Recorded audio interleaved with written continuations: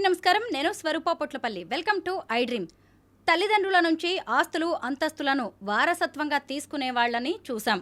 కానీ తల్లిదండ్రుల ఆశలు ఆశయాలను వారసత్వంగా ముందుకు తీసుకువెళ్లే వాళ్ళు చాలా అరుదుగా ఉంటారు.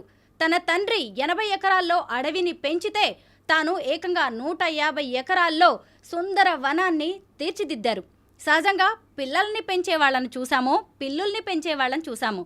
కానీ 25,000కు పైగా మొక్కల్ని చెట్లని విదేశాల నుంచి తెప్పించి ఒక ఎకో పార్కుని ఎస్టాబ్లిష్ చేసిన వ్యక్తి గురించి ఈ మధ్య ఆ అడవి మనిషి ఎవరు అని చర్చ జరుగుతోంది. ఆయన మరెవరో కాదు, రామ్దేవ్ రావు గారు. ఈ మధ్య హైదరాబాద్ శివార్లలోని చిలుకూరు వద్ద ఈ ఎక్స్పీరియం ఎకో పార్కుని సీఎం రేవంత్ రెడ్డి అలాగే మెగాస్టార్ చిరంజీవి ప్రారంభించారు. ప్రస్తుతం రామ్దేవ్ రావు గారు నాతో పాటు ఉన్నారు. ఆయనే ఎక్స్పీరియం ఎకో పార్క్ ఫౌండర్. ఈరోజు రామ్దేవ్ గారితో మాట్లాడి అనేక విషయాలను తెలుసుకుందాం. సార్ నమస్తే. నమస్తే అండి. నేను ఎక్స్పీరియం ఎకో పార్క్కి వచ్చాను. మీరే దగ్గరుండి అంతా చూపించారు. నిజంగా మీ కళలన్నిటినీ కూడా అక్కడ మాకు కళ్ళకు కట్టినట్టుగా చూపించారు. నేను ఈరోజు ఈ ఇంటర్వ్యూలో ముందుగా మీ నాన్నగారి గురించి తెలుసుకోవాలనుకుంటున్నాను. ఎందుకంటే ఆ రోజుల్లో అంటే మీ ముందు తరంలోనే ఆయన ఒక అడవిని ఏర్పాటు చేశారు. అంత పెద్ద అడవి. అసలు మీ ఫాదర్ ఎవరు, ఎక్కడుందా అడవి? మేము యాక్చువల్గా నెక్కొండ అనే గ్రామము వరంగల్ డిస్ట్రిక్ట్ నుంచి అనమాట. అయితే మా ఫాదర్ అక్కడ మాకు అగ్రికల్చర్ ల్యాండ్స్ ఉండేవి. అంటే బేసిక్గా మా ఫాదర్ వచ్చేసి ఖమ్మం నుంచి అక్కడి నుంచి మైగ్రేట్ అయ్యి నెక్కొండ వచ్చారు అనమాట. అంటే we use to have lands. అది కాకుండా ఫారెస్ట్ కాంట్రాక్ట్స్ అవి చేసేవాళ్ళు అనమాట. అంతకుముందు ఓల్డ్ గవర్నమెంట్ టైమ్స్లో ఫారెస్ట్ని ఎకరాల కొద్దీ, అంటే ఎకరాలు కాదు, స్క్వేర్ కిలోమీటర్స్ చొప్పున ఆక్షన్ చేసి ఫారెస్ట్ని కట్ చేయడము, తర్వాత ఆ టింబర్ని సేల్ చేయడం. That is the own type of business అన్నమాట. అక్కడ ఉండేసి నెక్కొండలో ఒక రైల్వే స్టేషన్ ఉండేది. అందుకని చెప్పేసి దాంట్లో గూడ్స్ ట్రైన్లలో లోడ్ చేసేసి డిఫరెంట్ పార్ట్స్ ఆఫ్ ఇండియాలో పంపిస్తుండేవాళ్ళు అనమాట. One point of time he realized, అరే మనం కొంచెము ప్రకృతికి ఎగనెస్ట్గా పోతున్నాం అన్న దీంట్లో అనుకుంటాను. వచ్చేసేసి హీ స్టార్టెడ్ డూయింగ్ ఒక 80 ఏకర్స్ని చుట్టూ ఫెన్స్ చేపించేసేసి దాంట్లో ఈ ఫారెస్ట్ టైప్లో చేశారన్నమాట.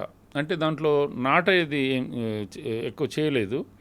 అలా పెరుగుతున్న దాన్ని అసలు ఏమి ఒక మొక్కను కూడా పీకకుండా ఉంచడం మూలంగా అది ఆటోమేటిక్గా ఒక వనంగా మారింది. అది కాకపోతే కలుపు ఒకటే తీపిచ్చేవాళ్ళు అంతే. ఇంకా మిగతా కొంచెం పెద్ద మొక్క ఏది ఉన్నా కూడా దాన్ని అలా ఉంచేసేవాళ్ళు. It become a big forest. తర్వాత అది దాంట్లో కొంచెము నెక్సలైట్లు అయిపోయి తర్వాత ఆ ఫారెస్ట్ కొంచెం ఇప్పుడు షేప్ లేకుండా అయిపోయింది, అంతా డిస్ట్రాయ్ అయిపోయింది. We disposed that lands and all. ఇక్కడికి మైగ్రేట్ అయినాము హైదరాబాద్కి. నేను ఫైన్ ఆర్ట్స్ చదివానండి వైజాగ్లో. తర్వాత I become a business man. అయితే మా ఫాదర్ దీంతో ఆయన ఈ ఫారెస్ట్ పెంచడము, తర్వాత చిన్న చిన్న మొక్కలు తీసుకొచ్చేసి ఒక 5 ఏకర్స్లో చిన్న గార్డెన్ టైప్లో చేశారు అక్కడ. దాంతో అది అనుకుంటాను నా మైండ్లో చెట్ల గురించి ఒక ప్రేమ అనేది పెరిగింది. తర్వాత నేను హాస్టల్లో చదువుకునేటప్పుడు కూడా నేను హాస్టల్ రూమ్లో కూడా మొక్కలు పెంచుతుండేవాడిని. అది చూసేసి మా ఫ్రెండ్స్ అంతా జోకులు వేసేవాళ్ళు. తర్వాత మా ఆంధ్ర యూనివర్సిటీలో ఒక హాస్టల్ బిల్డింగ్ పైన అక్కడికి అసలు స్టెప్స్గా అవి లేకుండే దానిపైన తీసుకెళ్ళి ఒక క్యాక్టస్ గార్డెన్ చేశాను నేను. అది ఇప్పటికీ ఉంది. దాన్ని నీళ్ళు పోయాల్సిన పని లేదు, అలాగే పెరుగుతూ ఉంటాయి అవి. నిజంగా పిల్లలు తల్లిదండ్రుల కళలు ఆశలకు ప్రతిబింబాలు. ఆయనకు ఉన్న మొక్కల పట్ల ప్రేమ అనేది మీకు కూడా వచ్చింది. ఆయన ఇన్స్పిరేషన్గా తీసుకొని మీరు ఇలా ఒక ఎకో పార్క్ని ఏర్పాటు చేయాలనుకున్నారు. మరి దానికి చిలుకూరు అనే దాన్నే ఎందుకు ఒక కేర్ ఆఫ్ అడ్రస్గా మార్చుకున్నారు? అంటే నా ఇంటర్నేషనల్ బిజినెస్లో అంటే మాది ఎక్స్పోర్ట్ ఓరియంటెడ్ కంపెనీ ఉండేది. తర్వాత happy to travel around 80 countries. ఏ కంట్రీకి పోయినా కూడా మా రెగ్యులర్ బిజినెసే కాకుండా బొటానికల్ గార్డెన్స్, నర్సరీస్ అవన్నీ నేను తిరుగుతూ ఉండేవాడిని. వన్ పాయింట్ ఆఫ్ టైంలో అంటే అరౌండ్ 25 years బ్యాక్ నాంగ్నుచ్ గార్డెన్ అని చెప్పేసి థాయిలాండ్లో ఉంది. అది చూసేసి అసలు నాకు 10 days నిద్రపట్టలేదు. అరే ఒక మనిషి తలుచుకుంటే ఇంత అందమైన గార్డెన్ చేయొచ్చు కదా అనే అది నా మైండ్లో పడిందన్నమాట. తర్వాత వచ్చి అదే ఆ రోజుని డిసైడ్ చేసుకున్నాను, ఎట్టి పరిస్థితుల్లో ఒక గార్డెన్ చేయాలా. అయిన తర్వాత ఇక ల్యాండ్ మీద నేను ఇన్వెస్ట్ చేయడం మొదలుపెట్టాను. ఒక 500 acres చేద్దాం అనుకున్నాను. బట్ అవైలబిలిటీ ఆఫ్ ల్యాండ్ అవంతా కాకుండా అంటే వేరే వేరే దగ్గరలో ప్రొక్యూర్ చేయగలిగాను. ఒకే బిట్గా 500 acres చేయలేకపోయాను నేను. తర్వాత ఇక ఇది చాలు మనకి అనుకొని ఉన్నంత వరకు దీంట్లోనే ఒక మంచి పార్క్ చేద్దాం అని చెప్పేసి నేను ఒక ఒక 150 acres వరకు అమ్మాను నేను. వచ్చిన అమౌంట్ని దీంట్లో ఇన్వెస్ట్ చేయడం జరిగిందనమాట. అసలు ఈ ఎక్స్పీరియం పార్క్ అనేది నేను విజిట్ చేశాను, చూశాను. దాన్ని మీరు ఎలా డిజైన్ చేశారు? అంటే మీ మైండ్లో కొన్ని థాట్స్ ఉంటాయి కదా, దీన్ని ఇక్కడ ఇది ఉండాలి, అక్కడ అది ఉండాలి, అలా పర్టికులర్గా ఏమైనా రీజన్స్ ఉన్నాయా? అది వచ్చేసేసి నేను స్టార్ట్ చేసేటప్పుడు ఏంటంటే మా ల్యాండ్ మొత్తం కంప్లీట్లీ ఫ్లాట్ ల్యాండ్. ఆ ఫ్లాట్ ల్యాండ్లో ఇది ఏమి అందం ఉండదు. దాన్ని కొంచెము ఒక ఏరియాకి ఎవరైనా ఎంటర్ అవుతే ఆ ఏరియా మాత్రమే చూడగలగాల, తర్వాత ఇంకొక ఏరియాకి పోవాలా అని చెప్పేసి ఒకటేసారి ఎంటర్ అవ్వగానే మొత్తం చూడగలిగే సిచ్యువేషన్ ఉంటే పీపుల్ విల్ ఫీల్ బోర్. అంతా చూసాగానే ఒక ఫీలింగ్ కూడా వచ్చేస్తుంది, అరే ఇంకా తర్వాత ఏముందని ఒక క్యూరియాసిటీ డెవలప్ కావాలని చెప్పేసి ఏం చేసింటే ఒక 2 ఎక్స్కవేటర్లు, ఒక 6 టిప్పర్లు కొన్నాను. కొట్టి చేసి మొత్తం పక్కన ఒక చెరువు టైప్లో చేసి దాంట్లో ఉంచిన మట్టిని అక్కడ ఒక కుప్ప అక్కడ వీ డోంట్ హ్యావ్. ఎవరైనా అడిగితే ఏమంటారంటే మీ దగ్గర మాస్టర్ ప్లాన్ ఉందా అని చెప్పేసి. అసలు మాస్టర్ ప్లాన్ అనేది మా దగ్గర లేదు. అట్లా మట్టి కుప్పలు పోసి ఇక్కడ లోకల్ ల్యాండ్స్కేప్ డిజైనర్స్ పిలిచాను నేను. పిలిచేసి బాబు ఇది మట్టి కుప్పలు పోసాం, దీన్ని బ్యూటిఫై చేయండి. మట్టి కుప్పలను బ్యూటిఫై చేయడం ఏంటండి, అసలు మేము ఏదైనా మట్టి కుప్పలు ఉంటే వాటిని ఫ్లాట్ చేసేసి అప్పుడు మేము ల్యాండ్స్కేపింగ్ చేస్తాము, మీరు ఉల్టా చెప్తున్నారు, ఇది ఎక్కడిది అని అన్నారు. అట్లాగా కుదరక నేను ఏంటంటే బాలి నుంచి ఒక ల్యాండ్స్కేప్ డిజైనర్ పిలిపించేసి అతను చెప్పాను. అతను కూడా కొంచెం వరకు డిజైన్ చేశాడు. బట్ అతను మొత్తము ఈ పాండ్స్, క్రీక్స్ అవన్నీ చేశాడు. ఎందుకంటే అక్కడ వాటర్ అది ఎక్కువగా ఉంటుంది. మన కేరళలో ఉన్నట్టు వర్షాలు ఎక్కువగా ఉంటాయి. మా దగ్గర అసలు వర్షాలు చాలా తక్కువ, నీళ్లు తక్కువ. అందుకని అది కుదరదు అనుకున్నాను. తర్వాత ఒక హాంకాంగ్ బేస్డ్ ల్యాండ్స్కేప్ డిజైన్ పిలిచాను. అతను వచ్చేసి అతను ఏదేదో చెప్పాడు. అతను చెప్పేసేసిన తర్వాత వచ్చేసేసి అతను డిజైన్స్ కూడా నాకేం నచ్చలేదు. దాంతో చివరికి ఒక ఆస్ట్రేలియన్ ఆర్కిటెక్ట్, అంటే మా గురించి రాలేదు, వేరే వాళ్ళ గురించి వచ్చి మా దగ్గర చెట్ల కోసం వచ్చాడనమాట. అతను చూపించినప్పటికల్లా నేను ఒక మౌండ్ నా ఓన్గా చేసి అతనికి చూపించాను, ఇట్లా డిజైన్స్ కావాలి అని. అతను అన్నాడు, what you are doing is out of the box, నీ వే ఆఫ్ థింకింగ్ ల్యాండ్స్కేప్ డిజైనర్స్కి రాదు, మాకు ఇట్లాంటి మౌంట్స్ డిజైన్ చేసే అనే సబ్జెక్టే లేదు ఈ ల్యాండ్స్కేపింగ్ దీంట్లో, కాబట్టి నీకేం తోస్తే అది చెయ్యి, ఇది చేయాలి అని ఏం లేదు, ఒక ల్యాండ్స్కేప్ ఇట్లా చేయాలని ఒక బైబిల్లో లేదు, ఖురాన్లో లేదు అని చెప్పి ఆ విధంగా చెప్పాడు అనమాట. దాంతో నాకు చాలా కాన్ఫిడెన్స్ వచ్చింది. ఇంకా నేనే చేయడం మొదలుపెట్టాను. ఎక్స్పీరియం అనే పేరు ఎందుకు పెట్టారు ఈ ఎకో పార్క్కి? డిఫరెంట్గా ఉంది, ఇన్నోవేటివ్గా కూడా అనిపించింది. కొన్ని వందల పేర్లు చూసాం. యాక్చువల్గా మా కంపెనీ పేరు వచ్చి green Kingdom. Okay, green Kingdom botanical gardens అని పెట్టాను. మా పిల్లలు చాలా బోర్గా ఉంది డాడీ, ఇది వచ్చేసి ఏదో పాతకాలం పేర్లు ఎక్కువ ఉంది, ఇంకేదైనా కొత్తది ట్రై చేయండి అది. అట్లాగే చాలా పేర్లు చూసాము. ఆర్టిస్ట్రీ అని పెడదాం అనుకున్నాము. ఆర్ట్ తర్వాత ఇట్లా ట్రీస్ రెండు కలిపి ఉంటుంది, ఆర్టిస్ట్రీ అని పెట్టేసి రాజమౌళి గారికి పంపించాను నేను. ఆయన ఉన్నారు, చాలా అద్భుతంగా ఉంది, చాలా బాగుంది, ఇది పెట్టండి, మరి ప్రొనౌన్సియేషన్ జనాలకి పలకగలుగుతారా ఒకసారి ఆలోచించుకోండి అని అన్నారు. తర్వాత ఆర్టిస్ట్రీ అనేది ఒక పబ్ ఏదో ఉందంట హైదరాబాద్లో. తర్వాత అందరూ అన్నారు ఆల్రెడీ ఒక పబ్ ఏదో ఉంది ఇక్కడ అని. చివరికి మళ్ళీ ఇది ఎక్స్పీరియం అనేదాన్ని ఫైనలైజ్ చేస్తాం. ఈ ఎక్స్పీరియం ఎకో పార్క్ ద్వారా మీరు జనానికి ఏం చెప్పాలనుకుంటున్నారు, ఏమి ఇవ్వాలనుకుంటున్నారు? యాక్చువల్గా నవేడేస్ వచ్చేసి మన సమాజంలో మనం చిన్నప్పుడు ఒక కథ చదివా నేను. ఒక చెట్టు కొమ్మ మీద కూర్చొని కొమ్మను కోస్తే చివరికి ఆ కూర్చున్న కొమ్మనే కట్ చేస్తారు, అది ఇరిగి కింద పడిపోతారు అని. ఇప్పుడు మన సమాజంలో అది జరుగుతుంది యాక్చువల్గా. ఎవ్రీవన్ డిస్ట్రాయింగ్ ఇది అంటే ఈ గ్రీనరీని ఇదంతా పొల్యూషన్ విపరీతంగా పెరిగిపోతుంది. ఒక 100 ఇయర్స్ బ్యాక్ ఎలా ఉంది, 50 ఇయర్స్ బ్యాక్ ఎలా ఉంది, ఇప్పుడు సిచ్యువేషన్ ఏంటి? హైదరాబాద్లో దాదాపు ఒక ఉండే ప్రజలు ఎక్కడో చదివాను నేను, 27 సిగరెట్స్ తాగే అంత పొల్యూషన్ పీలుస్తున్నారని చెప్పేసి. ఎంత హారిబుల్ చూడండి అసలు. ఈ మెకానికల్ లైఫ్లో ఈ కాంక్రీట్ జంగల్లో అందరూ బతుకుతూ ఎందుకు ఇది చేస్తున్నారనే ఒక ఆలోచన వచ్చిండే నాకు అనమాట. ఇది వచ్చేసేసి ఇది ఇట్లాగే కంటిన్యూ అయితే మనం ఇంకొక 20 ఇయర్స్ 50 ఇయర్స్ తర్వాత ఆక్సిజన్ సిలిండర్స్ పెట్టుకొని మనం తిరుగుతుండాల్సిన సిచ్యువేషన్ వస్తుందేమో అని అనిపిస్తుంది. యాక్చువల్గా మనకి ఇది కంటిన్యూ అయితే మాత్రం డెఫినెట్గా ఆ సిచ్యువేషన్ వస్తుంది. కాబట్టి ఎవరో ఒకరు ఇనిషియేట్ చేయాలా. నేను స్టడీ చేశాను, వచ్చేసి బ్రిటిషర్స్ మన దగ్గర ఒక 6-7 బొటానికల్ గార్డెన్స్ చేశారు.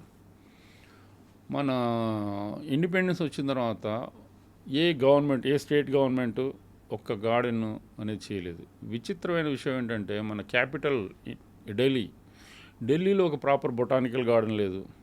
మన ఫైనాన్షియల్ క్యాపిటల్ బాంబేలో ఒక బొటానికల్ గార్డెన్ లేదు.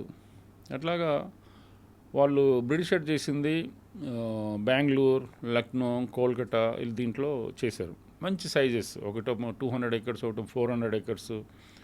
And they collected trees from all over the world అక్కడ పెట్టారు, ప్లాంటేషన్ జరిగింది. బట్ మన వాళ్ళు దాన్ని సరిగ్గా మెయింటైన్ చేయక 20% కెపాసిటీ తోటి ఉన్నాయి, 80% చచ్చిపోయినాయి. సరైన బడ్జెట్స్ లేవు, ఉన్నవాళ్ళు సరిగ్గా మెయింటైన్ చేయరు, దాంతో ప్రాపర్గా లేదు. 2800 botanical gardens, whereas in USA మన దగ్గర 6 బొటానికల్ గార్డెన్స్. తర్వాత వచ్చేసేసి ఇప్పుడు పర్ క్యాపిటా చెట్లు మన ఇండియాలో వచ్చేసి 27 ట్రీస్ పర్ పర్సన్ ఉన్నాయి. వేరేస్ కెనడాలో 6800 ట్రీస్, చైనాలో కూడా 250 ట్రీస్. అట్లాగా మనం పొల్యూషన్ తెగ పెంచేస్తున్నాము, చెట్లను నరికేస్తున్నాం. That is the horrible situation. మనం ఇనిషియేట్ చేస్తే బాగుంటుంది. అది కాకుండా అది నా ప్యాషన్, చెట్లు పెంచడం అనేది నా ప్యాషన్. దానికి ఏంటంటే ఆర్ట్ని కూడా కలిపాను, రెండింటిని కలిపేసేసి దీన్ని చేయడం జరుగుతుంది అన్నమాట. 150 acres చిన్న విషయం కాదు. ఇంత పెద్ద స్థలంలో ఏమేమి ఉంటాయి? ఇది యాక్చువల్గా 500 అనుకున్నాను, అది కుదరలేదు. 150 acres కూడా చిన్నది నా ఉద్దేశంలో. దీంట్లో యాక్చువల్గా వీలైనంత అంటే ఒక్కొక్కరు ఒక్కొక్క వాళ్ళ టేస్ట్లు డిఫరెంట్గా ఉంటాయి. అందుకని చెప్పేసి ఒకటేమో జపనీస్ గార్డెను, క్యాక్టిస్ గార్డెను, తర్వాత టోపీరీ గార్డెను, అట్లాగా డిఫరెంట్ ఇవన్నీ మేము అక్కడ చేయడం జరిగిందనమాట. ఇంకా ఇది never ending process. It will take another ఒక 3 అంటే ఇంకా జరుగుతుంది. అది చేస్తుండే పోతుంటాం అనమాట ఇక మేము ఎప్పటికప్పుడు. అది 150 ఎకరాల్లో 90 ఎకరాల్లో పార్క్ అని చెప్పారు, 30 ఎకరాల్లో రిసార్ట్స్, ఇంకొక 30 ఎకరాల్లో ఈవెంట్స్ అన్ని ప్లాన్ చేసుకోవచ్చు. Event and man made beach. Okay, man made beach చాలా డిఫరెంట్గా అనిపించింది నాకు. అంటే మనం ఎంట్రన్స్లోకి నుంచి రాగానే ఎంట్రీలోనే ముఖ్యంగా మనకి యాంఫీ థియేటర్ కనిపిస్తుంది, తర్వాత bar and restaurant, flower gardens, penjing garden, ఇంకా తర్వాత ఇంకా గ్లాస్ బ్రిక్స్తో చేసింది. లోపలికి వెళ్తే కూడా ఇంకా చాలా వెరైటీ కనిపించాయి, స్కల్ప్చర్స్ కానీ స్పాట్స్ కనిపించాయి. చాలా బాగుంది. అసలు ఇక్కడికి వచ్చే వాళ్ళకి అసలు ఏముంటుంది 150 ఎకరాల్లో అని ముందు ఒక అనిపిస్తుంది అనమాట. అదే ఒక పెద్ద డౌట్. దానికోసం మీరేమి ఎక్స్ప్లెయిన్ చేస్తారా అని చూస్తాను. అయితే నాకు అక్కడ ఎక్కువ ఇంట్రెస్టింగ్ అనిపించింది ఇంకో విషయం ఏంటంటే, ఏది చూసినా కూడా ఫారిన్ సరికే కనిపిస్తుంది. ముఖ్యంగా మొక్కలు, వృక్షాలు, ఏది చూసినా కూడా చాలా దేశాల నుంచి, అంటే 80కి పైగా దేశాల నుంచి మీరు ఈ మొక్కల్ని తెప్పించారు. పర్టికులర్ రీజన్ ఉందా దీనికి? అంటే I like art, I like plants. అయిన తర్వాత I want to give surprise to the వచ్చే వాళ్ళకి. ఇప్పుడు మన దగ్గర ఉన్నదే చూపించామనుకోండి, దాంట్లో అంత ఇంట్రెస్ట్ ఉండదు, అంత క్యూరియాసిటీ. అరే ఒక అంటే అన్ఎక్స్పెక్టెడ్ సిచ్యువేషన్. ఇప్పుడు సినిమా హిట్ కావాలంటే ఒక సీన్ తర్వాత ఇంకేం సీన్ వస్తుందని మనకు ముందే తెలిసిపోతే అవి అటర్ ఫ్లాప్లు అవుతుంటాయి. అట్లాగా మనకి ఏంటంటే వాళ్ళు ఎక్స్పెక్ట్ చేయని మనం చూపించగలిగినప్పుడు డెఫినెట్గా అది అవుతుంది. అది రాజమౌళి గారిది అదే. నాకు ఎన్నో సంవత్సరాల నుంచి కొన్ని వందల వేల డైరెక్టర్స్ కొన్ని వేల సినిమాలు తీశారు. కానీ ఒక వ్యక్తి అసలు రెవల్యూషనరీ కాన్సెప్ట్ తోటి ఒక బాహుబలి తీసేసి అక్కడ సినిమా ఇండస్ట్రీ సీన్నే మార్చేశారు ఆయన. యాక్చువల్గా ఆయన నాకు చాలా అతను ఒక గురువు, ఏకలవ్య శిష్యుని టైప్లో నేను అతన్ని చాలా రెస్పెక్ట్ చేస్తాను నేను. అట్లాగా ఇది కూడా ఒక డిఫరెంట్గా చేయాలని ఒక ఫీలింగు. ఇది ఏదైనా మనం రొటీన్గా చేయడం అనేది అసలు నాకు ఇంట్రెస్ట్ ఉండదు. అట్లాగా ప్రతి దగ్గర ఏదో ఒక డిఫరెంట్ది ఉండాలి. అక్కడ పోయి ఒక సెల్ఫీ తీసుకోవాలి, దాని గురించి ఒక డిస్కషన్ జరగాల. అది ఒక్క రోజులో అది ఫినిష్ చేయకూడదు. వాళ్ళు 2-3 రోజులు 2-3 టైమ్స్ రావాలి. 2-3 టైమ్స్ వచ్చే సిచ్యువేషన్ కల్లా, ఆ థర్డ్ టైం వచ్చే సిచ్యువేషన్ కల్లా మళ్ళీ అక్కడ సీన్ మార్చాలా, ఇంకా వేరేదైనా కొత్తదనం చూపించాలని చెప్పేసి అలా చేస్తూ పోతుంటాను. ఎక్స్పీరియం పార్క్లో తిరుగుతుంటే నాకైతే రామోజీ ఫిల్మ్ సిటీ గుర్తొచ్చింది. అలా కూడా అనుకున్నారంటే సినిమా షూటింగ్స్ కానీ లేదంటే ప్రీ వెడ్డింగ్ షూట్స్ కోసం కూడా దీన్ని వాడేలాగా డిజైన్ చేయాలి అనే ఆలోచన ఉందా మీకు? నాకు షూట్స్ కంటే దీనికంటే అసలు ప్రజలు వచ్చేసేసి వాళ్ళు హ్యాపీగా ఫీల్ అవ్వాలి. అది నా ఎయిమ్ యాక్చువల్గా. సినిమా షూట్ జరుగుతుంది, మనం ఇంత ఖర్చు పెట్టిన తర్వాత వాళ్ళు కెమెరా ఇట్లా పెట్టి తిప్పేస్తారు, మొత్తం కలిపేసేసి 1 డేలో మొత్తం అదంతా క్యాప్చర్ చేసుకొని వెళ్ళిపోతారు. వాళ్ళు ఎంత ఇచ్చినా కూడా దాని జస్టిఫికేషన్ కాదు అది. కానీ చూసిన ప్రజలు వచ్చేసి వాళ్ళు సెల్ఫీలు తీసుకొని వాళ్ళు ఇది చేసుకుంటే ఆ ఆనందం డిఫరెంట్గా ఉంటుంది. అట్లాగా నా ఎక్కువ ప్రిఫరెన్స్ ప్రజలు రావాలి, అయిన తర్వాత వాళ్ళు ఏంటంటే వాళ్ళు మోటివేట్ కావాలి, గ్రీనరీ అనే దానికి ఇంపార్టెన్స్ ఇవ్వాలా అని చెప్పేసి that is the my main goal. ఎక్స్పీరియంకి వచ్చినప్పుడు నేను ఇంకొకటి అబ్జర్వ్ చేశాను. ఎవరైనా సహజంగా వచ్చారంటే పార్క్ తిరిగారా, చూసారా, నచ్చిందా, ఫొటోస్ తీసుకున్నారా, వెళ్ళిపోయారా, అక్కడి వరకే ఉంటుంది. కానీ అసలు ఈ పార్క్ డిజైన్ చేసిన వ్యక్తి ఎవరు అని మీ గురించి చాలామంది అడుగుతూ ఉన్నారు. మీ దగ్గర కూడా వచ్చి కలుస్తూ ఉండొచ్చు కదా, ఏమనిపిస్తుంది అందరు వచ్చి వాళ్ళ ఎక్స్పీరియన్స్ మీతో షేర్ చేసుకుంటే? చాలా హ్యాపీగా అనిపిస్తుంది. నాతో సెల్ఫీలు అడుగుతున్నారు, నేనేం సెలబ్రిటీని కాదు, ఏం కాదు. వచ్చి చాలా విచిత్రంగా అనిపిస్తుంది. అసలు వచ్చేసి మీరేనా డెవలప్ చేసింది, ఒక I want to take a selfie అది అంటున్నారు. ఒక డిఫరెంట్ ఎక్స్పీరియన్స్, బాగుంది. సెలబ్రిటీ స్టేటస్ ఓన్లండి మన ఐడియాతో, అంటే ఇన్నోవేటివ్గా మిగతా ఎవరు చేయండి మనం చేసినట్టే అవుతుంది కదా. సహజంగా ఒక పార్క్, అందులోనూ ఎకో పార్క్ అనగానే వెళ్ళి మార్నింగ్ వెళ్ళామా ఈవినింగ్కి వచ్చామా అన్నట్టుగా ఉంటుంది. కానీ మీ దగ్గరికి వెళ్తే ఏకంగా రిసార్ట్స్ కూడా ఉన్నాయి అక్కడ.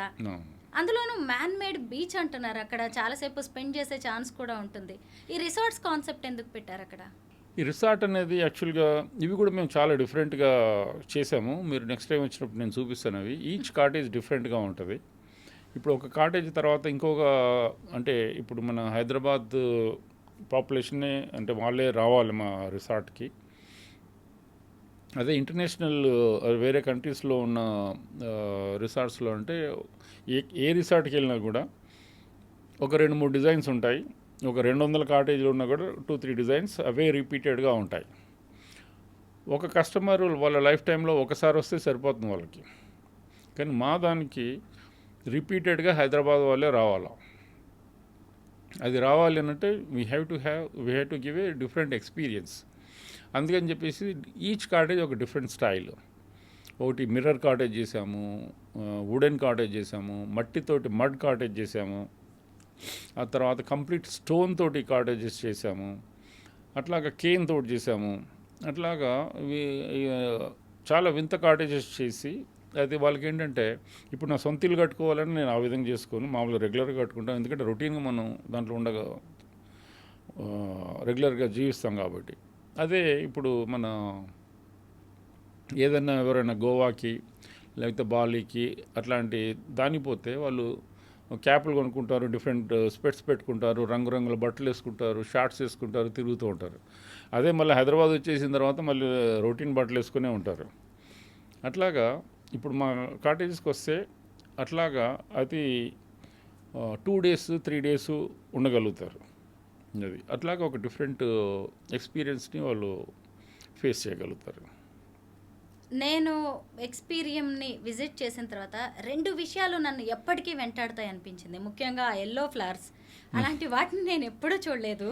ఇంకొకటి ఏంటంటే మెడగాస్కర్ నుంచి తీసుకొచ్చిన చెట్లు ఉన్నాయి కదా, ఆ వృక్షాలు, ఆ ట్రంక్స్ వాటికి పైన లీవ్స్ కానీ ఏం కనిపించలేదు. అంటే ఇప్పుడు వింటర్లో లీఫ్ ఉండదు. ఎస్ చెప్పారు. అయితే అక్కడ ఒక బోర్డు పెట్టారండి, అది ఖచ్చితంగా ప్రతి ఒక్కళ్ళని ఆలోచింపజేస్తుంది. ఎందుకంటే నన్ను ఈ రోజు కూడా అవి వెంటాడుతున్నాయి. ఇప్పటికే నా వయసు 1500 ఏళ్ళు, మీ వయసు ఎంత? నేను ఇంకా 5000 సంవత్సరాలు బతుకుతాను, మరి మీ సంగతి ఏంటి అని. నిజంగా ఇలాంటి ఆలోచన రేకెత్తించడం అనేది చిన్న విషయం కాదు. ఎలా వచ్చింది ఆ కాన్సెప్ట్, ఉద్దేశం ఏంటి అసలు? యాక్చువల్గా ఇంకా 200 క్యాప్షన్స్ ఉన్నాయి. అవన్నీ ఆర్డర్ చేసాము, త్వరలో వస్తాయి, ఒక వారం 10 రోజుల్లో. యాక్చువల్గా అది వచ్చేసి కొన్ని దీంట్లో అయితే తిట్టాము మేము. నాకు కూడా అదే అనిపించింది కొన్ని చూడగానే. ఒక క్యాప్షన్ మీరు చూడలేదనుకుంటా. ఒక ఆవుల్ ఉంది, I'm a owl and I'm contributing something to the nature, are you హౌలా డిస్ట్రాయింగ్ ద నేచర్. అది కూడా పెట్టాము. తప్పదు మరి, మంచిగా చెప్తే వినప్పుడు అది కొంచెం తిట్టాలా. అట్లాగే చాలా ఉన్నాయి అవి అలాంటివి. కొన్ని రోజులు అవన్నీ పెడతాము. డెఫినెట్గా పీపుల్ అవన్నీ వాట్సాప్లో, తర్వాత వాళ్ళు ఇన్స్టాలో పోస్ట్ చేసుకొని, అరే వాళ్ళకి ఒక ఆలోచన రావాలి అనేది. ఇది వాళ్ళకి నా తపన ఏంటంటే, అది ఒక గ్రీనరీ అనేది ఒక important thing in our life. దాన్ని రెస్పెక్ట్ చేయాలి. నా ఉద్దేశంలో నాకు చెట్టే దేవుడు. యాక్చువల్గా నేను ఇంకోటి కూడా చెప్పాను మా ఫ్యామిలీ వాళ్ళకి, చనిపోయిన తర్వాత నన్ను భూమిలో ఇచ్చేయకండి, లేకపోతే నన్ను కాల్చొద్దు, తీసుకెళ్ళి ఒక చెట్టు దీంట్లో పెట్టండి. నా ప్రతి అణువు ఒక చెట్టుకి ఉపయోగపడాలా. లేదా భూమిలో పెడితే ఏమవుతుంది, బ్యాక్టీరియా మనం తినేస్తుంది. జస్ట్ మనం ఒక ఫుడ్ అయిపోతాం బ్యాక్టీరియాకి. లేకపోతే ఏదైనా ఇన్సెక్ట్స్కి పురుగులు మనం తినేస్తాయి. లేకపోతే కాలు పెడితే మనము ఇంకొక పొల్యూషన్ చేస్తాం, చచ్చిపోయి కూడా పొల్యూషన్ చేయడమా. లేకపోతే ఒక చెట్టుకి ఎరువు కింద మారడమా. ఒక చెట్టుకి ఎరువు కింద మారామనుకోండి, అది ఒక మంచి ఇదవుతుంది అని చెప్పేసి నేను అనుకుంటున్నాను. ఆ విధంగా అవుదాం అనుకుంటున్నాను. తర్వాత వచ్చేసి అసలు నేను ఇంకొకటి కూడా చేస్తున్నాను, గ్రీన్ గ్రేవ్ అనేది. గ్రీన్ గ్రేవ్ యార్డ్ ఒక 10 acresలో ఒక మంచి క్లబ్ హౌసు. తర్వాత వచ్చేసేసి దాంట్లో వీళ్ళు ఎవరు చనిపోయిన వాళ్ళు they can declare, okay I want to become a mango tree, I want to become a Kalpavriksh, I want to become ఇదని ముందే వాళ్ళు చెప్తే, వాళ్ళ చిల్డ్రన్ వచ్చేసేసి వాళ్ళని బరీ చేసేసి దాని మీద ఒక చెట్టు పెట్టాలని. చివరికి this is my mother tree, this is my father tree అని చెప్పుకోవచ్చు. తర్వాత యానివర్సరీకి అక్కడ రావచ్చు, వాళ్ళతోటి ఆ చెట్లతోటి వాళ్ళతో కొంచెం గడపవచ్చు. ఇదేంటంటే చనిపోయిన తర్వాత కూడా బతికే ఒక ఇదవుతుంది అని చెప్పేసి నేను అనుకుంటున్నాను. ఎక్సలెంట్ ఐడియా నిజంగా. ఎందుకంటే మనం సహజంగా సమాధులు కట్టి వదిలేస్తూ ఉంటాం, కానీ చనిపోయిన వాళ్ళని మళ్ళీ ఇలా చెట్ల రూపంలో బతికించాలి అనుకోవడం మాత్రం ఇన్నోవేటివ్ ఐడియా. నిజంగా ఎక్స్పీరియంలో తిరుగుతుంటే నాకు చాలా క్రియేటివ్గా, ఇన్నోవేటివ్గా అనిపించింది. నేను చాలా స్టేట్స్కి ట్రావెల్ చేశాను, అక్కడ చూసినవెన్నో ఇక్కడ కనిపించాయి. అలాగే నిన్న నేను ఎక్స్పీరియం నుంచి నేను వెళ్ళిన తర్వాత కూడా నేను గూగుల్ చేశాను, ముఖ్యంగా పెంజింగ్ గార్డెన్ గురించి చూశాను, ఇంకా రకరకాలవి అసలు ఏ కంట్రీలో ఏవి ఉన్నాయి అని చెప్పి కూడా. మీరు ఎప్పుడు అలా గూగుల్ చేస్తూనే ఉంటారా? కొత్తవి ఏది కనిపిస్తే అది తెచ్చి మీ పార్క్లో పెట్టేయాల్సిందేనా? ఎందుకంటే అందరికీ అన్ని చోట్లకి వెళ్ళే అవకాశం ఉండదు, కానీ మొత్తం ప్రపంచాన్ని మొత్తాన్ని తీసుకొచ్చేసి మీ పార్క్లోనే పెట్టేసుకోవాలని డిసైడ్ అయిపోయారా? యాక్చువల్గా నేను గదే పని, రాత్రి నిద్రపోయే వరకు ఇదే చేస్తుంటాను. పొద్దున మేలుకు వచ్చిన తర్వాత కూడా అదే వెతుకుతూ ఉంటాను, ఇంకేం కొత్తది ఉంది, ఇంకేం జరుగుతుంది. ఇప్పుడు వరల్డ్లో చాలా చేంజెస్ జరుగుతున్నాయి, చాలా చాలా కొత్తవి వస్తున్నాయి. ఒక్కొక్కరికి ఒక్కొక్క థాట్ వస్తుంది. వాటన్నిటి దాంతో ఇన్స్పైర్ అయ్యి మనము వాటిని ఇంప్లిమెంట్ చేయాలని ఒక ఫీలింగ్ అనమాట. ఆ విధంగా చేస్తున్నాను. నాకైతే మీ ఈ అడవి దాహం తీరనిది అని అనిపిస్తోంది. అంటే ఎప్పటికప్పుడు మీరు కొత్తగా ఆలోచిస్తూనే ఉన్నారు, ఇంకా ఏదో ఒకటి చెయ్యాలని ఆలోచించుకుంటూ పోతూనే ఉన్నారు. అయితే జనవరి 28వ తేదీన తెలంగాణ సీఎం రేవంత్ రెడ్డి అలాగే చిరంజీవి గారు కలిసి దీన్ని ఓపెనింగ్ చేశారు కదా. ఇంకా చాలా వర్క్ జరుగుతూనే ఉన్నాయి, చాలా టైం పట్టేలా కూడా ఉంది. మరి ఎందుకు అంత తొందరగా ఓపెనింగ్ చేయించారు వాళ్ళతో? మా జేబులు ఖాళీ అయిపోయినాయి నిజంగా. యాక్చువల్గా వచ్చేసేసి ఇప్పుడు ఏంటంటే వీఆర్ లిటిల్ బిట్ ఇదనమాట. దాన్ని ఇంకా ఫినిష్ చేయడానికి ఇంకా 100 కోట్లు కావాలా. ఇప్పటికే 150 కోట్లు పెట్టారు మీరు. 450 కోట్లు పెట్టారు. 150 కోట్లు ఓన్లీ చెట్లకి. ఓహో! ఈ పాయింట్ మిస్ అయ్యాం మేము. 150 కోట్లు చెట్ల మీద ఖర్చు పెట్టారు. ఇంకా మొత్తం ఒక కలిపి 50 కోట్లు 450 స్కల్ప్చర్స్కి కోట్లు. పెట్టాము. ఒక 15 కోట్లు నేచురల్ స్టోన్స్కి పెట్టాము. ఇంకా మిగతాదంతా డెవలప్మెంట్కి పెట్టాము. మీ ఇష్టం. ఈ ఇంటర్వ్యూ తర్వాత ఇన్కమ్ ట్యాక్స్ వాళ్ళ రైడ్ జరగచ్చేమో చూసుకోండి. ఆల్రెడీ జరిగింది మాకు. హా. అయితే ఎందుకు మీరు ఇలా తొందరగా ఓపెనింగ్ చేయాల్సి వచ్చింది పార్క్? అది చెప్పాను కదా, జేబులు ఖాళీ అయిపోయినాయి. అంటే ఇంకా కొన్ని భూములు ఉన్నాయి, అవి అమ్మేసేసి చేద్దాం అనుకుంటే ఇప్పుడు మీకు తెలుసు రియల్ ఎస్టేట్ కొంచెం డౌన్లో ఉంది. అది కొంచెం రియల్ ఎస్టేట్ బెటర్గా అవుతే then we're going to do ఇంకా అంటే నెక్స్ట్ ప్రభుత్వం డెవలప్మెంట్. నుంచి ఏదైనా సాయం అందుతుందేమో, వాళ్ళ వరకు మీ కాన్సెప్ట్ వెళ్ళాలి అనుకున్నారా? ప్రభుత్వం చేయలేదండి దీనికి. ప్రభుత్వం చేయగలిగిందంటే అదే మేము రేవంత్ రెడ్డి గారిని అడిగింది ఏంటంటే వాటర్ కావాలని అడిగాము. నిజంగా I to very thankful to CM గారు. ఇమ్మీడియట్గా వాటర్ డిపార్ట్మెంట్ నుంచి నాకు ఫోన్ కాల్స్ వచ్చినాయి. వాళ్ళు వచ్చి చేస్తామని చెప్పారు. గోదావరి నుంచి మన గండిపేట లేక్కి ఒక పైప్ లైన్ వేస్తున్నారు. అక్కడి నుంచి కూడా మాకు డైరెక్ట్ పైప్ లైన్ వేద్దామని చెప్పేసి వాళ్ళు డిస్కషన్ చేశారు మాకు. అట్లాగా గవర్నమెంట్ నుంచి ఒక పవర్ బెనిఫిట్ ఒకటి ఇస్తామని అన్నారు. పవర్ కొంచెం కన్సెషన్ రేట్లో మేము సిటీ సెంటర్లో ఉండే 5 స్టార్ హోటల్కి పవర్ రేట్ ఎలా ఉందో మేము అంత పే చేస్తున్నాము. అది కొంచెము జస్టిఫికేషన్ లేదు అని అనుకున్నాను, కానీ గవర్నమెంటే ఇనిషియేట్ చేసిందన్నమాట. గవర్నమెంటే ఒక కన్సెషన్ రేట్లో పవర్ టారిఫ్ అని చెప్పేసి ట్యాక్స్ బెనిఫిట్ 5 ఇయర్స్కి ట్యాక్స్ బెనిఫిట్ ఇస్తామని అన్నారు. ఇవన్నీ వస్తే మాకు కొంచెం ఎంకరేజ్మెంట్ ఉంటుంది. రామ్దేవ్ గారు, ఇంతకీ మీ పార్క్ చూసిన తర్వాత రేవంత్ రెడ్డి గారు ఏమన్నారు, మెగాస్టార్ ఏమన్నారు? మీరు చూసే ఉంటారు. అంత మీ మాటల్లో వినాలని ఉంది. స్టేజ్ మీదే చెప్పారు. చాలా అద్భుతమైన ప్లేస్, చాలా దీనిగా ఉంది. తర్వాత ఇది ఇట్లాంటిది eco park, eco tourism develop చేద్దామని గవర్నమెంట్ ఇప్పుడు ఆలోచిస్తుంది. కానీ రామ్దేవ్ గారు ముందే చేసేసారు ఇది అని చెప్పేసి రేవంత్ రెడ్డి గారు అన్నారు. అయిన తర్వాత ఇలాంటి చాలా రావాలా వచ్చేసేసి ఇప్పుడు మన వాళ్ళంతా ఈ డెస్టినేషన్ వెడ్డింగ్స్ కేరళకు పోతున్నారు, రాజస్థాన్ పోతున్నారు, గోవాకు పోతున్నారు.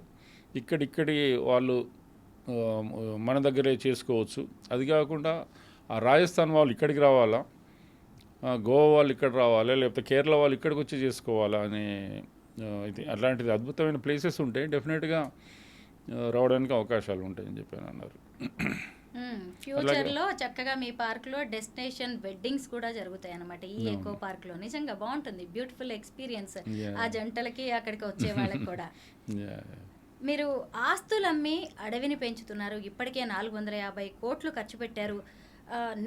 వాట్స్ నెక్స్ట్ అన్నప్పుడు అసలు ఇంత ఖర్చు పెడుతున్నాం, రేపు దీని నుంచి మనకు వచ్చేది ఏంటి అన్నప్పుడు మీకు ఎప్పుడు భయం అనేది అనిపించదా?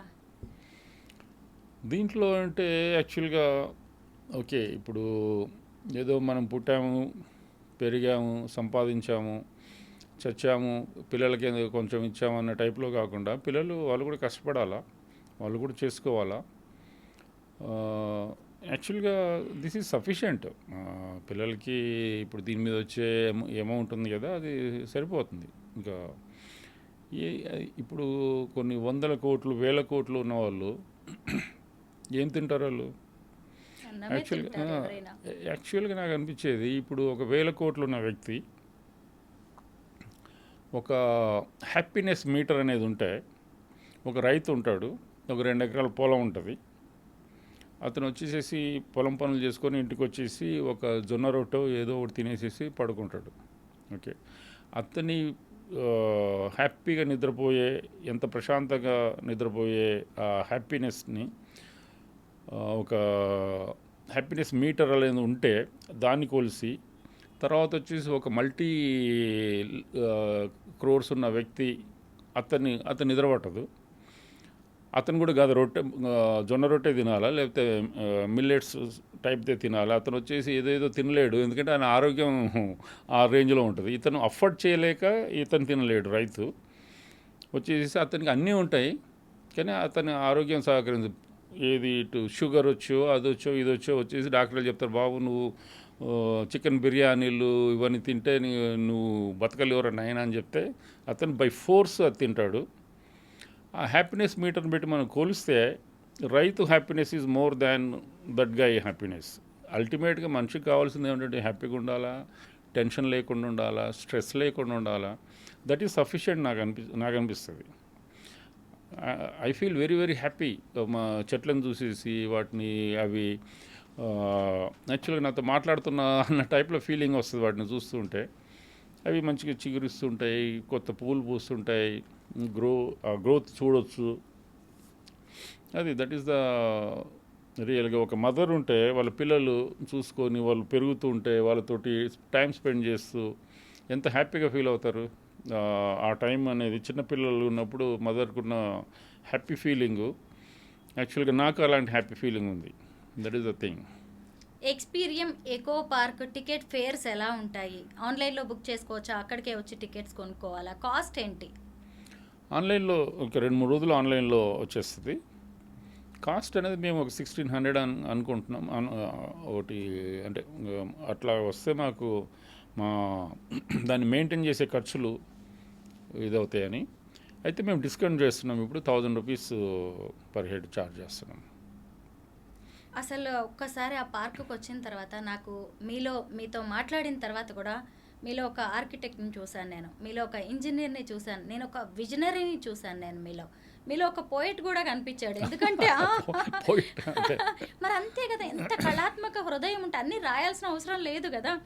దాన్ని అలాగా ఇది ఇలా ఉండాలి, అందంగా, ఇంత క్రియేటివ్గా ఉండాలి, ఇంత ఇన్నోవేటివ్గా ఉండాలి, ఇలాంటి ఆలోచనలన్నీ కూడా బాగున్నాయి. వాటి గురించి నిజంగా మీరు చాలా కష్టపడుతున్నారని అనిపించింది. అయితే ఇంకా ఫైనల్గా దీన్ని ఎలా చూడాలనుకుంటున్నారు ఈ ఎకో పార్క్ని? That's what. ఇది చూసేసి కొంతమంది ఇన్స్పైర్ కావాలా, ఇట్లాంటివి ఇంకా రావాలి. నేను ఇంకా వేరే ఏం చేద్దామని అనుకోవట్లేదు. నాకు ఆఫర్స్ వచ్చినాయి. యాక్చువల్గా వచ్చేసి మధ్యప్రదేశ్ గవర్నమెంట్ వాళ్ళు నాకు అప్రోచ్ అయ్యి ఒక 500 acres ఇస్తాము, 99 years లీజ్కి ఇస్తాము, మీరు అక్కడికి వచ్చి చేయమని ఉన్నారు. తర్వాత వచ్చేసి మన భువనేశ్వర్ నుంచి ఒడిస్సా ప్రిన్సిపల్ సెక్రటరీ వచ్చేసి చిల్కా లేక్లో 120 acres ఐలాండ్ ఇస్తాను, మీరు ఇలాంటిది డెవలప్ చేయండి, 33 years లీజ్కి ఇస్తాము, మీరు నెలకు ఒక 5 లక్షలు పే చేస్తే చాలు, మీకు 120 acres మీకు ఒక ఐలాండ్ ఇస్తామన్నారు. కానీ నాకు అనుకుని దీన్ని నేను జస్టిఫై చేయలేనేమో అనుకున్నాను. ఇది నేను నా బేబీ లెక్క చూసుకుంటున్నాను. నేను అక్కడికి పోయి చేసి ఇక్కడ పోయి చేసేసి ఒక్కదాన్నే మనం అద్భుతంగా చేస్తే దాన్ని చూసి ఇన్స్పైర్ అయ్యి వేరే వాళ్ళు చేసుకోవాలి, ఇంకా వేరే వాళ్ళకన్నా ఇవ్వండి అని చెప్పేసి ఇప్పుడు ఏదైనా సక్సెస్ అవుతే డెఫినెట్గా మిగతా వాళ్ళు ఇది వేయడానికి అవకాశం ఉంది. అపోలో హాస్పిటల్ పెట్టినప్పుడు అందరూ అన్నారు అపోలో హాస్పిటల్ లాంటిది అవసరమా, అక్కడ ఖాళీగా ఉండేది అంత ఈగలు కొట్టుకునేవాళ్ళు ఇనిషియల్ డేస్లో. ఇప్పుడు అసలు అది సూపర్ మార్కెట్ టైప్లో ఒక అంత జనాలు కిటకిటలాడుతున్నాయి. అట్లాంటి ఒక 50 హాస్పిటల్స్ అయినాయి. ఓక్ రిడ్జ్ స్కూల్ పెట్టినప్పుడు అది అవసరమా హైదరాబాద్కి, అంత ఎక్స్పెన్సివ్ ఎవరు భరిస్తారు, ఇది చాలా టూ మచ్ అని అన్నారు. ఇప్పుడు వచ్చేసి దాదాపు ఒక 200 స్కూల్స్ ఉన్నాయి ఆ లెవెల్లో. అట్లాగా ఇట్లాంటివి వస్తాయి. ఇప్పుడు షాపింగ్ మాల్ పెట్టినప్పుడు అట్లాగే అనుకున్నారు, వచ్చేసి ఇంత పెద్ద షాపింగ్ మాల్ ఇంత ఇన్వెస్ట్మెంట్ ఎవరు అవుతుందని. ఇప్పుడు వచ్చేసి ఒక 50-60 వచ్చేసాయి. ఇవన్నీ దట్ ఈస్ ద ఎవల్యూషన్. ఇట్లాంటివి రావాలా, వస్తాయి కూడా. ఇది సక్సెస్ అయినప్పుడు డెఫినెట్గా అవుతుందని ఒక ఫీలింగ్ కూడా ఉంది నాకు. వేరు స్టేట్స్ గవర్నమెంట్స్ మీకు ఇన్ని ఆఫర్స్ ఇచ్చినప్పుడు మరి తెలంగాణ గవర్నమెంట్ ఎప్పుడు ఏ ఆఫర్ ఇవ్వలేదా? ఇంతవరకు ఏం రాలేదు. ఒకటే అడిగాను నేను, అదే వాటర్ కావాలని. యాక్చువల్గా దే ఆర్ సపోర్టింగ్, అది ఇస్తే చాలు నాకు అసలు. యాక్చువల్గా గత 10 ఏళ్ళు కూడా బీఆర్ఎస్ సర్కార్ ఉంది ఇక్కడ అధికారంలో. అప్పుడు రాజ్యసభ ఎంపీ సంతోష్ కుమార్ గారు ఎక్కువ గ్రీన్ ఛాలెంజ్ చేస్తూ ఉండేవారు. మీకు ఎప్పుడు వాళ్ళ నుంచి ఏమీ రాలేదా ఇలాంటి ఛాలెంజెస్ కానీ, లేదంటే సపోర్ట్ కానీ, మీరు ఎప్పుడైనా ఏదైనా అడగడం కానీ? ఛాలెంజెస్ వచ్చాయి కానీ సపోర్ట్ అయితే రాలేదు నాకు. మొత్తానికి బాగుందండి. ఎక్స్పీరియం పార్క్కి రావడం మాకు కూడా బ్యూటిఫుల్ ఎక్స్పీరియన్స్. ఎక్స్క్లూజివ్గా ఎన్నో చూసాము. ఇలా చాలామంది వచ్చి అలాగే మంచి ఫీలింగ్తో ఆనందంగా బయటికి వెళ్ళాలి. మీ 20 ఏళ్ల కళ ఇలా సాకారం అవుతున్నందుకు, అలాగే మీ కళని, మీ వారసత్వాన్ని, మీ ఆశని, ఆశయాల్ని ముందుకు తీసుకువెళ్ళడానికి మీ అబ్బాయి విన్విత్ కూడా రెడీగా ఉన్నాడు. తనలో కూడా జీల్ కనిపించింది. ఖచ్చితంగా ఇది తరతరాలకి మీ ఆశ, మీ కోరిక అన్నీ ముందుకు వెళ్తాయి. Thank you so much Ramdev garu. Thank you very much.